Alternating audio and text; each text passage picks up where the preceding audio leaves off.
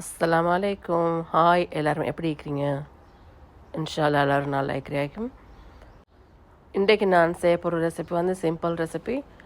இது சார்டின் டின் ஆக்குற எப்படின்னு சொல்லி பார்ப்போம். வாங்க எப்படி செய்கிறேன்னு பார்ப்போம். ஃபஸ்ட்டு ஒரு 3 டேபிள் ஸ்பூன் போல் ஆயில் ஊற்றி சட்டியில் 2-3 துண்டு கருவேப்பட்டையும் ஏலக்காய் 2-3 போட்டு ரம்பை 2 துண்டு போட்டு கருவேப்பிலை கொஞ்சம் போட்டு வெங்காயம் அப்புறம் வதங்கோட்டு கொஞ்சம்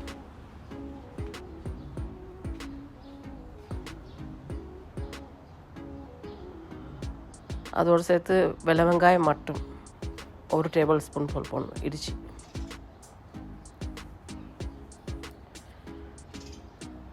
அதையும் கொஞ்சம் நல்லா வதங்க விட்டுட்டு அப்புறம் ஒரு தக்காளிக்கு ஒன்று போடணும்.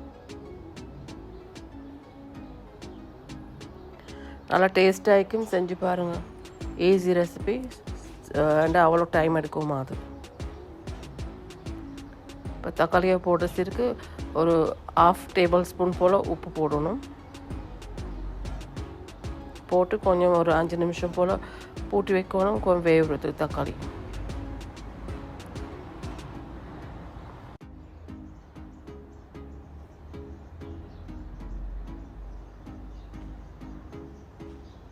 நல்லா மிக்ஸ் பண்ணி விட்டுட்டு கொஞ்சம் பூட்டி வச்சு 5 நிமிஷத்துக்கு போகிறோம்.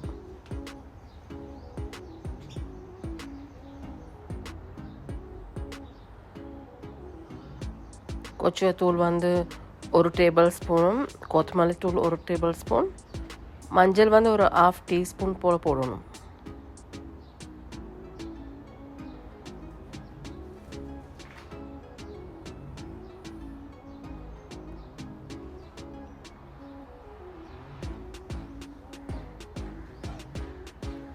அதையும் சேர்த்து நல்லா மிக்ஸ் பண்ணி விட்டுட்டு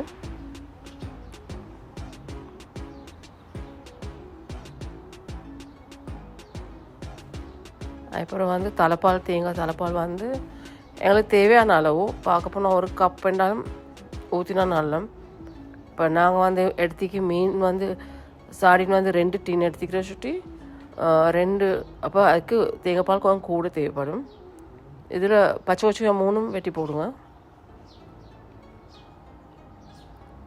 தேங்காயோட தலைப்பால் ஊற்றி கொஞ்சம் கொதிக்க விடணும்.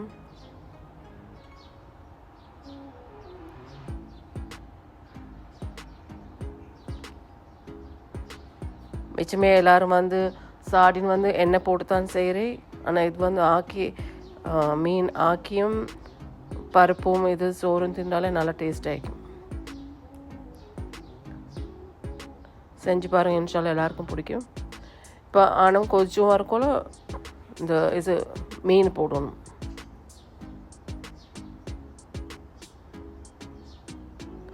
மீனை போட்டு மிச்ச நேரம் வைக்க வேண்டிய அவசியம் இல்லை. ஏன்னா இது ஆல்ரெடி வெந்திக்கிற சுட்டி மீன்.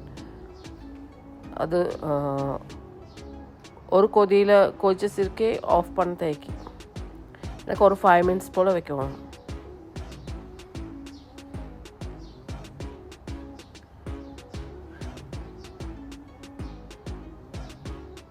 நல்லா டேஸ்ட்டாக இருக்குன்னு செஞ்சு பாருங்கள்.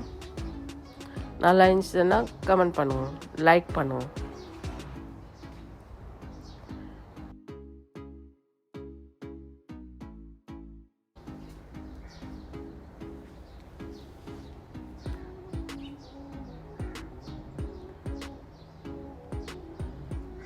எனக்கு ஒரு கொதிச்சிருக்கு ஆஃப் பண்ணால் சரி.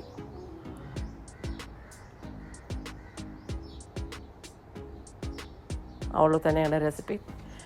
செஞ்சு பார்த்து நல்லா லைக் கமெண்ட் பண்ணுங்கள், லைக் பண்ணுங்கள், ஷேர் பண்ணுங்கள். தேங்க்ஸ் ஃபார் வாட்சிங்.